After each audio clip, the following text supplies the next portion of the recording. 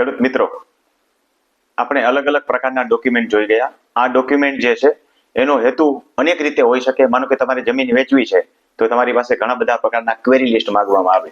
તમને એક query list બતાવું કે આ પ્રકારનું ક્વેરી લિસ્ટ છે, જેમાં તમને કીધું છે કે ભાઈ આટલી વસ્તુ કાઢીને લઈ આવો. હવે આ વસ્તુ તમે કાઢેલી જે તે સમયે લેવા જાઓ ને એટલે તરસ લાગે ત્યારે કૂવો ખોદવો એમ કહેવાય. દાખલા તરીકે લખેલું છે કે સીમ ખરડો, આકાર બંધ, માપણી રજીસ્ટર નકલ, સ્કેચની નકલ. તો ભાઈ ડીએલઆર એકી સાથે મેં આમાં અગાઉ ઘણી વખત કહી દીધું છે કે આ બધું કઢાવી લો ને, પછી તમારે હયાત વસ્તુ જ કાઢવી પડે, બાકીની વસ્તુ કાઢવી ન પડે.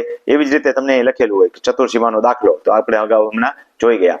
એનઓસી, ગ્રામ પંચાયતનું નોડ્યુ, તો લખેલું છે અહીંયા બધું દેખાય છે. તો આવી બધી ઇન્ક્વાયરીઓ હોય એ તમે અગાઉથી જ કઢાવી લો. યાદ રાખજો, ખરીદનારને બધા અધિકાર છે, એને તમારી પાસે જોતું એટલું માંગી શકે.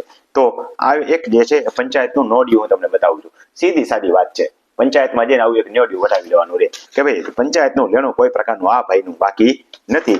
તો તમારે જમીન વેચતી વખતે આવા ડોક્યુમેન્ટની જરૂર પડે તો કઢાવી લેવા જોઈએ.